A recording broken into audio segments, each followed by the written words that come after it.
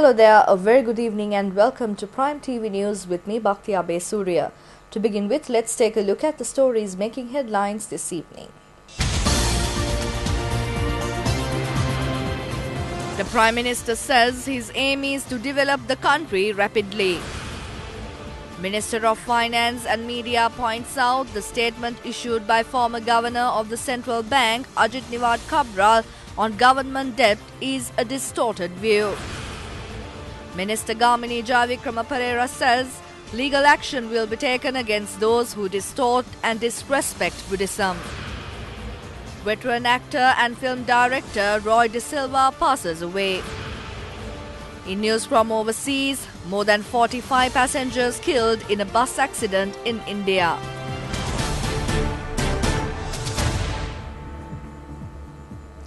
And now for the news in detail. First up in local news, Prime Minister Ranil Wickremesinghe says that his aim is to develop the country rapidly. He said that 160 to 200 billion rupees would be allocated for next 2 years to achieve this target. The Prime Minister said this during a function to hand over land deeds to estate workers at Panvilla area in Kandy. Prime Minister Ranil Wickremesinghe said that people will be provided with many benefits in the future, similar to building the economy methodically since 2015. Ministers Lakshman Kiriyalla, P. Digambaram and MP Vadivel Suresh also expressed their views on the occasion. People in the estate sector thanked the government for giving them land deeds which they have hoped for a long period of time. The Ministry of Finance and Media says that the statement issued by former Governor of the Central Bank, Ajit Niwad Kabral, on government debt is a distorted view. The Finance and Mass Media Ministry has pointed out that the statement of former Central Bank Governor stating that some incompatibility in comparing the ratio between government debt and gross domestic product has distorted the views of the details. The ministry states that the relevant institutions will explain details about the data mentioned by him. The ratio between official debt and gross domestic product was 77.6% last year. But Mr. Kabral has tried to show the ratio as 82.5% by presenting the details known to him and distorting calculations. During 2010-2013, loans obtained by some main government businesses have not been included in the government's financial statement. That is, according to the cabinet decision taken on a proposal by the then finance minister. That decision has been taken on the wrong assumption that those loans can be repaid through the state enterprises. Mr. Ajit Niwad Kabral has bowed his head in the face of that decision during the previous government and at present giving details about not including loans taken by the state enterprises in the government financial statements. The Ministry of Finance and Media has said that it is regrettable to note that Mr. Kabral is trying to distort the ratio between loans and the gross domestic product based on the policy decision of the previous government. Government is preparing to repay the biggest loan amount in the history next year. The amount stands as 2.4 trillion rupees. 77% of that amount has been obtained before 2015. The Treasury has pointed out that the difference in calculations into government official loan amount and the Auditor General calculations are due to the difference explanations between the two. The main reason for those differences are entrusting with state enterprises to repay loans related to 8 agreements according to a cabinet decision in 2010 and 2013. Priority among them is the removal of treasury bonds issued to repay the debt of the Petroleum Corporation and the Sri Lankan Airlines from the government's declared official debt amount. The statement says that the former central bank governor has tried to confuse the public by showing different data. Meanwhile, the International Monetary Fund and the World Bank has predicted a loan ratio between Sri Lanka's debt and gross domestic product. The IMF announced last month that the country's ratio between debt and gross domestic product would be 66.7 by 2023. The Finance and the Mass Media Ministry has pointed out that those predictions by the international research organizations are important to the sustainability debt management and the stability of the entire economy.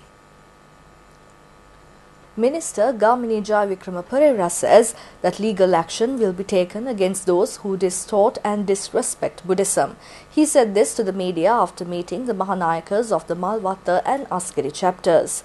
Minister Gamini Jaivikrama met the Mahanayaka of Malvatta chapter, Most Venerable Tibbotuwa Vishrisumangala Thera, at the Malvatta Mahavihara. Thereafter, he called on the Mahanayaka of the Askari chapter, Most Venerable Varakagoda Sri Jnanaratana Thera. The minister briefed the Mahanayakas about the proposed programs for the betterment of the Buddha Shasana.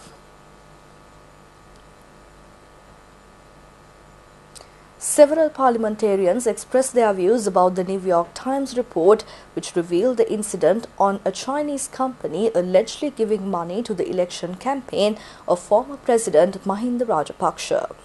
Minister Duminda Disanayake said that if the company that has built the harbour has given money for the election, they see it as a bribe. Although the news has been there for about 2 days, no one from the government has spoken about it. Therefore, he said that government should look into more about it. The minister requested authorities to conduct an immediate investigation if a fraud of such a massive amount has been committed. He said that many details in the report were true, as he also received wristwatches and saris. He further said that he is still in possession of those. Deputy Minister Ajit Manaperuma said that the New York Times newspaper has reported whether the country was placed under a debt trap for the benefit of the country or for personal purposes.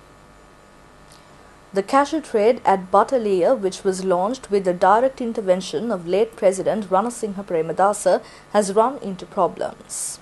There is a history of over 100 years for the local cashew trade. In the past, many investors in the cashew trade and the industry developed as a result. As the cashew trade was mainly conducted at Battaliya village on the Colombo Kandy main road, many started to identify it as Kajugama. Women in Kajugama became popular in the 80s decade due to the patronage received by former late President Ranasinghe Premadasa. The trade at Kajugama has decreased today due to various reasons. Traders say they can develop the industry if they were given loans. The government did not consider them as low-income recipients and to provide them with relief.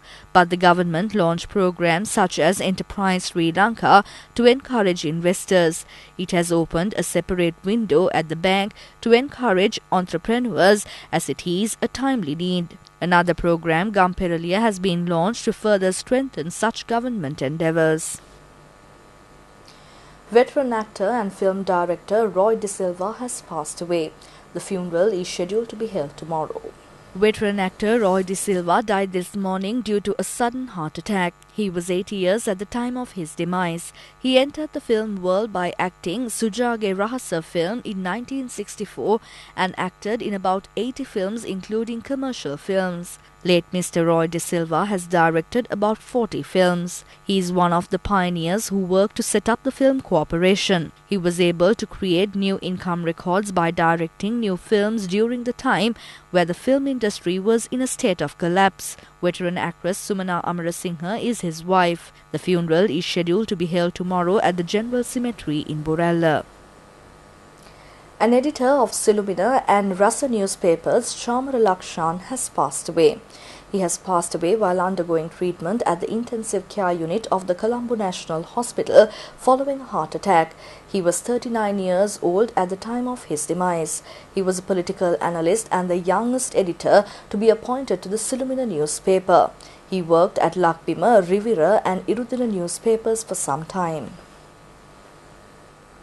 With that, we wrap up our today's edition of Prime TV News. For details of these stories and for more, you can log on to our website www.itnews.lk. Thank you for joining me. Bye for now and have a pleasant evening.